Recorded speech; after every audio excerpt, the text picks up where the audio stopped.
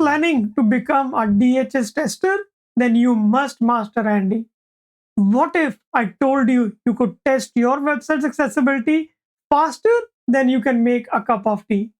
No setup, no installation, and no technical headaches. Today, I'm giving you a complete walkthrough of ANDI, the free accessibility testing tool that simplifies web accessibility testing for developers, testers, designers, and especially students preparing to become a DHS Trusted Tester. We will dive into what ANDI offers and best practices. ANDI stands for Accessible Name and Description Inspector. Fancy name, but trust me, it's simple to use. It's a free browser-based tool created by the US Social Security Administration with the simple goal of helping all of us make digital experiences accessible without needing a PhD in accessibility. Whether you are a developer building new features, a tester double checking a page, or a designer thinking about structure, ANDI is here to make your life easier. But before we move on, if my videos have ever added value to you, I need you to subscribe and share this video with your friends. It keeps me motivated to continue creating videos to educate you. First of all, there are 0 installs. It's a bookmarklet. Yes, a one little bookmark and boom, you are ready to test. Second, it tests live, meaning you catch issues as you work. No waiting, no exporting giant reports. And third, it's super lightweight. ANDI won't make your browsers feel like it's running on a 90s modem. People my age will understand it. Okay, it's time to get your ANDI plugin. So simply go on to the Social Security Admin website and you simply have to drag and drop it into your browser. You see 2 instances on my browser because I've already added one. Today, we will be using section 508 to test for this plugin. Simply click on ANDI and that's it. It is activated. No installation, no configuration. It simply loads right then and there. Let me ask you this thing. When you visit a new application, what's the first thing that you do as a user? You scan the entire page looking at just the headings. And that's the reason I always recommend my students to go and check for the structures. Ensuring that a screen reader user also uses headings to understand your application. They press H keyboard key, H for headings, to jump from one heading to another.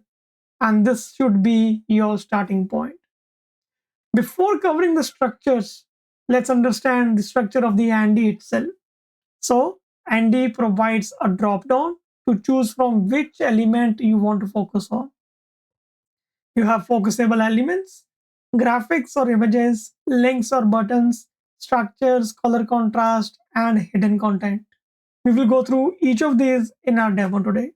And then within the structure, you will find these links or tab panels at the top, signifying how many headings are there, how many lists are there, what landmarks are there, and if there are any live regions or not.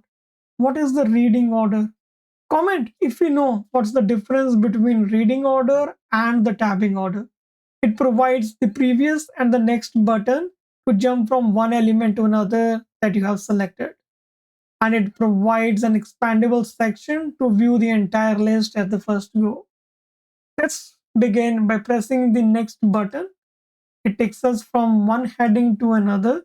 So right now we are at IT accessibility key performance indicators or KPIs. Now look at this ANDI output. It reads out the IT accessibility text along with the heading level 2.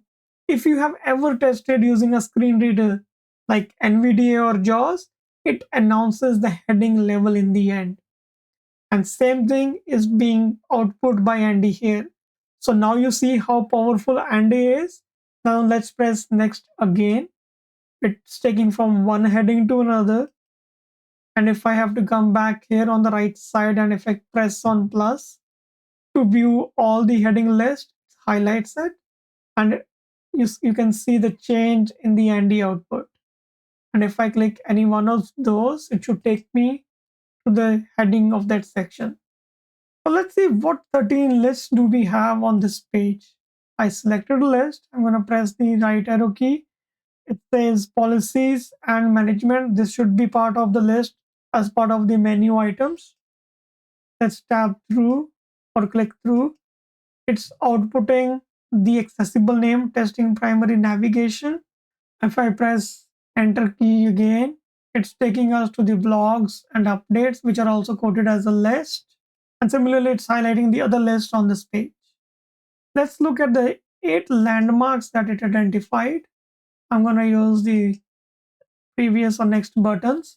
So we are at the top banner, I believe, which says an official website of the United States government.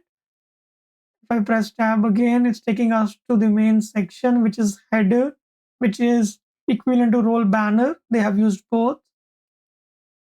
Then we have our main navigation with a role navigation or a nav tag. My recommendation is to always go with the native HTML semantics. They have done it rightly so. Then you have form. Then you have a role search. So whenever you give role search, it is considered as a landmark. And if you as a user are using ANDI and press D as for data, you will jump from one region to another. If you are using JAWS, it should be R to jump from one region to another.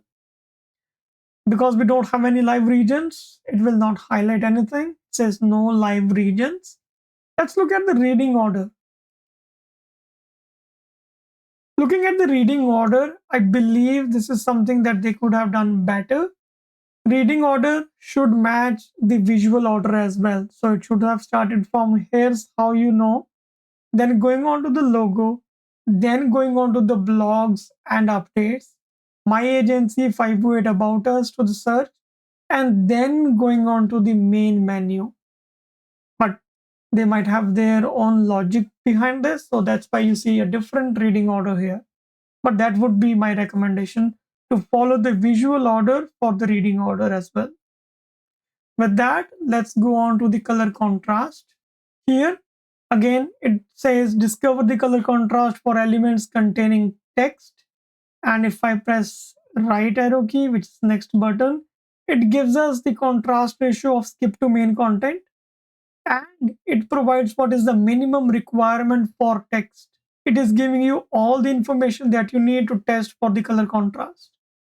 Let's go to the next element. It's again passing with the minimum requirement of 4.5. And same is true for any other element on this page.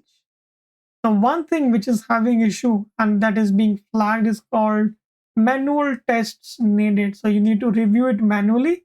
It says if images contain meaningful text, perform manual contrast test.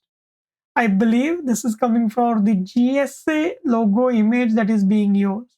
So you as a tester have to manually verify if the color contrast is fine for this image or not.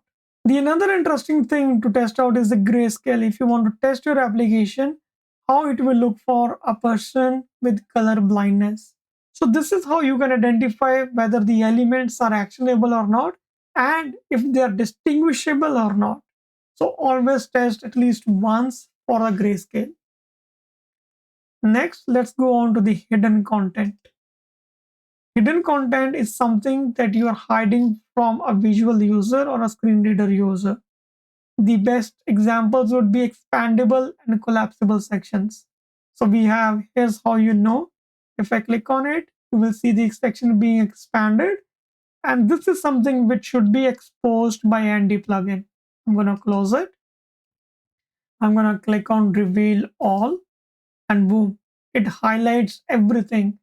Skip to main content, which was hidden by default, is also revealed. And then you have this section which is highlighted, which was in the collapse state by default. You see this menu item as well, which I believe is for the mobile views. You see this close, which is again for the mobile view. You see this search, which is a hidden label for this search input field, is also highlighted. Similarly, section 508 text is also highlighted, which could be used only for a screen reader user. So this is the area where you come in and identify if you have any hidden elements on your web page. Now let's go back to the drop down and select the focusable elements. As the name suggests, it highlights all the visible and actionable elements on the page. And this is the moment to test if you have used the right HTML semantics for your input elements and whether the tabbing order is as intended or not. The thumb rule is that your tabbing order should be left to right, top to bottom, unless you're working on a custom widget that requires a different tabbing order, but ensure that it is logical. So let's go ahead and click on tab order. The moment I do it, you see these tiny numberings. These labels highlights in which order these elements will be in the tabbing order. Your job as a developer or a tester is not only to look at these numbers, but to test it manually as well. So you must start tabbing as well to understand if it's the right tabbing order or not. ANDI is powerful and it provides all the details that are required, but a manual check is always needed. The famous US president once said, "Trust but verify." Comment if you know which president I'm talking about. Let's tab through and see if it's in the right tabbing order. Now, here's an interesting scenario to look at. You see, after 3, we are having number 4 for the menu items. However, from the visual perspective, my logical order should be logo, section 508 logo, then it should have gone to the blocks updates. And then after covering the search input field, it should have come to the menu. I believe we saw the same issue in the reading order as well. Next, let's go on to the graphics and images. To see that section 508.gov has been highlighted as an image. And if I use the previous button, it should take me to this American flag thing. Yep, now we are on the American flag. And if I mouse over, it's giving us the accessible name that is underneath it. Similarly, if I keep tabbing to the right side, we can see what all elements like icons have been marked as images. Cards, again, they have images in them, and that's why it's getting highlighted. Next, let's see. I believe we have covered everything. Oh, we are left with links and buttons. Let's go to the top of the page. Interestingly, there are 87 links on this page with 2 buttons. And let's click on these 2 buttons to highlight those. And let's expand this button list. So we have here how you know, which is at the top of the page. And then you have search as a button. Rest, everything has been coded as a link. If I have to go for each, we have skip to main content. Then you have your logo, which is in a link. Then you have your menu items. And if I have to look at all the links on the page, I can simply click on view links list, and it should have a list of all the links on the page. This is how you as a developer, while unit testing your page, can use ANDI. And if you are a tester working on testing the application, this should be your starting point. Running an automated scan using ANDI and XDevTools. ANDI and XDevTools are both powerful and you should use both as part of your testing. Here are the quick tips to get the best out of ANDI. Test early and often, not just before the launch. Make sure it's part of your SDLC. Pair ANDI with manual testing, especially keyboard and screen reader checks. And lastly, trust but verify. Use human judgment when reviewing ANDI's flag. ANDI's learning curve is pretty flat. Honestly, you could master the basics faster than it takes to cook Maggie, and we all know Maggie don't cook in 2 minutes. ANDI was designed for mass audience. You don't need to be a full stack developer or an accessibility specialist to use it effectively. ANDI is incredibly reliable for basic accessibility checks. It's a government grade. But remember, no tool is perfect. Combine ANDI's results with real world user testing and manual reviews to create a truly inclusive experiences. Here's the challenge of the week. Run ANDI on one page of your current project and identify at least 3 accessibility issues. Share one issue you discovered in the comments for our accessibility community. It could be a missing label, a low contrast warning, or even an unexpected ARIA misuse. The goal is to start building your accessibility muscle one page at a time. If you found today's walkthrough helpful, like this video and share with at least 3 friends. Leave a comment saying ANDI checklist if you want my free quick start guide to using ANDI like a pro. In our upcoming video, we are diving deep into Axe DevTools, how to use it, what makes it powerful, and the secrets most testers overlook.